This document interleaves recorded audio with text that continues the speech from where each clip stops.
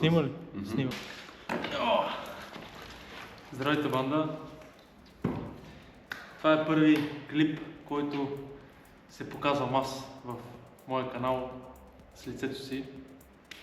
Това е пецата, който ще го виждате най-вероятно доста често в тия клипове. Така, първо искам да ви кажа, че това е канал, който ще качваме основно неща, свързани с мотори, някакви неща по моторите, някакви интересни работи, които могат да научите, не знам, ще гледаме да ги правим интересни нещата. Така, аз съм Стомир Козов, занимавам се с фолия основно, това ми е бизнеса и карам съответно мотори. Това е пецата, той е малко на свободна практика, кара такси, занимава се и той с разни схеми да вери. Ама няма да навлизаме по-сериозно в тези неща, може би напред в другите видеа ще разберете повече кой с какво се занимава и как се занимава, но това е друга тема на разговор. Така, днеска ще подготвяме моя мотор за писта, тъй като ще караме сега тази седмица, събота неделя ще караме на А1, евентуално, ако времето го позволява, ще видим какво ще стане, че нещо тази прогноза не върви много с нас, но така ще е. Така, неговият мотор вече е почти подготвен, обаче моя е на оригиналните спойлери и трябва да сложиме смолите, които са за писта, тъй като аз и стария мотор и този и така нататък си ги карам с двата комплекта, отивам на писта, сменям, връщам се на пътя, пак си обръщам в оригиналните спойлери, защото си ги карам и на двете места. Това е BMW трета генерация, 2016 година. Много хубав мотор, може би който е запознат и знае, няма какво да обясняваме. Но за мен това е най-добрият модел от всичките RR, от всичките генерации. Тук имаме DTC, ABS, които можеш да си регулираш само на предната джанта или в смисъл задната колко и така нататък. Всичко е брутални системи на мотора. Да, за повече неща ще обясняваме за мотора по-напред в видеята и така нататък. Ще видите и реално как се кара мотора, как върви мотора и така нататък. Да. Сега предстои да сменим, както казах, спойлерите и вие ще бъдете свидетели на този процес. Започваме. Пак трябва да кажа, че снимаш клипа, аз съм тук се кръска на клона, с мен направим неща. То умрял хвандаджия. Маслогорник. Банда, това са смолите, които ще използваме. Те са с графики, които аз съм правил. Това са стикери, които са облепени, принтирани, защото ние се занимаваме и с реклама. Това е направено по модела. Реално не съм слагал ламинат върху фолиото, защото това ще се кара на писта и не дай си Боже, ще го жуна, ще го падна с него, ще стана. Да. И няма смисъл да разхищавам още пари за визията на този мотор. Мисля, че това е напълно достатъчно. Така, това е яйцето. Ето как съм го направил. Като цяло много добре стана. Това са страниците.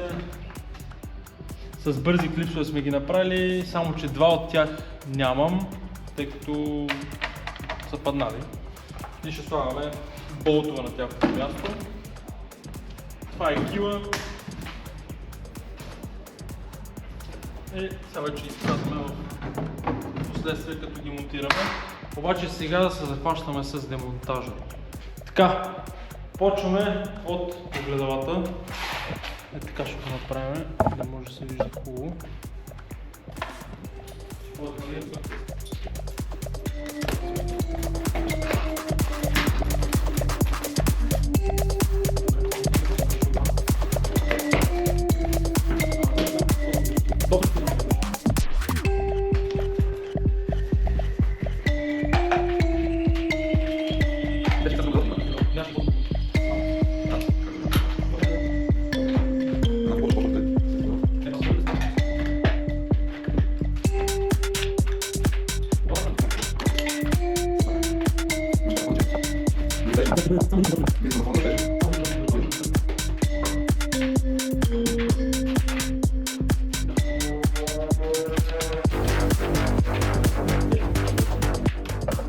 Сега. Тук се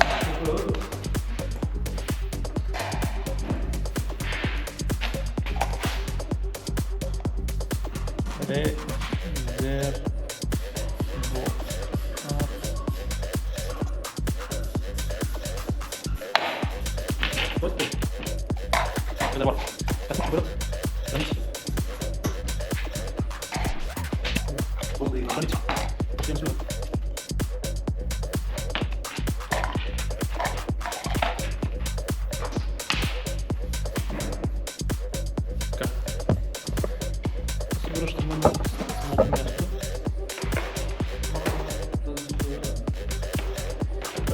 Преди една седмица.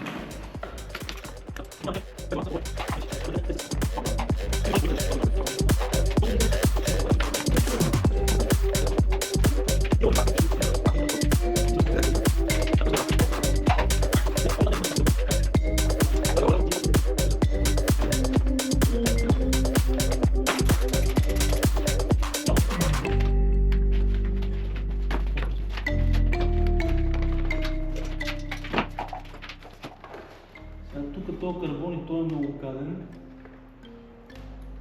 за сваляне. И им го намазахме пак. Да, чупи се. Дали е? Няма, той аз го знам, той е още като го сега фини. Ще го лепа.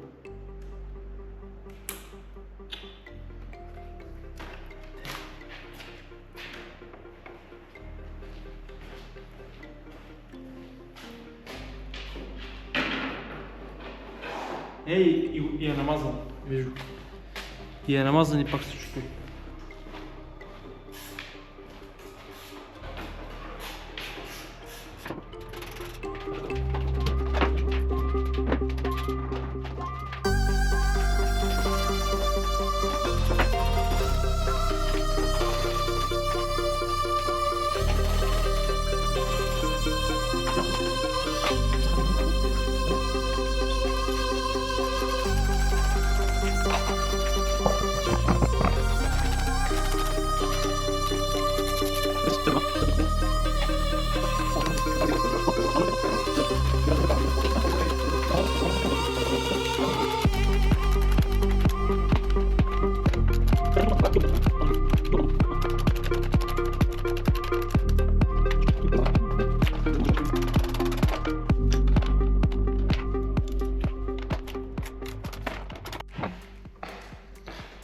И продължаваме. Аз залепих щупената част. Колко съм залепил?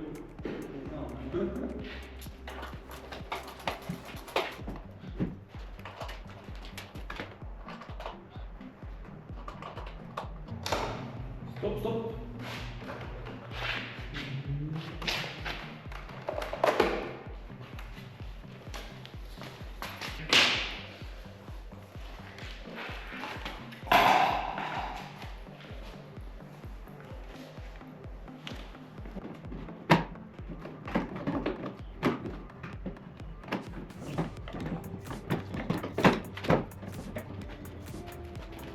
И така, банда.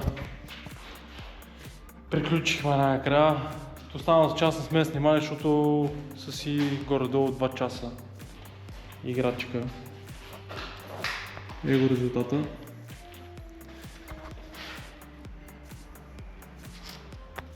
Имах малко премеждията така с тия болтове, защото клипсовете ги нямаше, някъде съм ги изгубил. Но като цяло се получи това.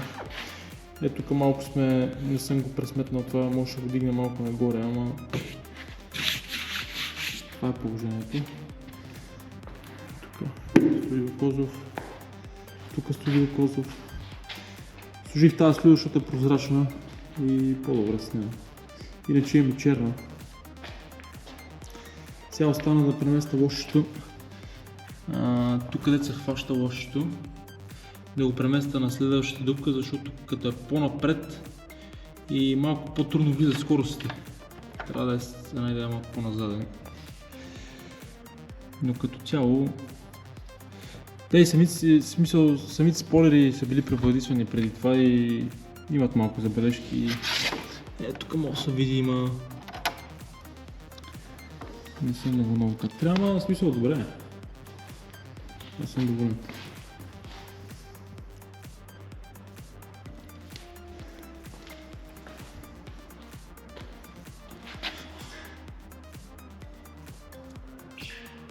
Сега остана само да ги начертая, да мина всички болчета с маркера, за да мога да ги следя, ако има нещо, да мога да оправям. Но мисля, че стана много добре. Не знам какво ще кажете вие, напишете долу в коментарите. Позаиграхме се малко с графиките. Но според мен стана супер. Какво ще кажете? Аз съм доволен. Има шарено, това е важно. Важното да е шарено. Ще те гърмали на едно? Това няма как стане. Има гърмали. Брат. Хондата да си е Honda. Ще пише тук хората. Съм описали. То не знам какво да.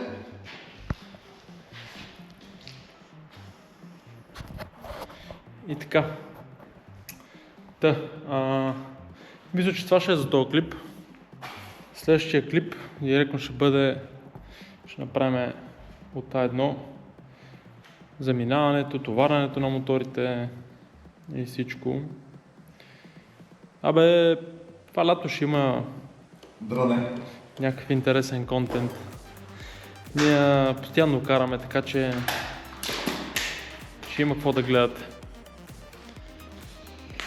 И мисля това да е от нас и от Петко Павлов. Парста. Не съм се обръснал, съм се стригал, питай си това да е тук. Нещо да кажеш на начало на нашите хора. Не, какво ще се каже? Това е точно. Точно е толкова. Когато скачим тази трета генерация, Honda ще така повече.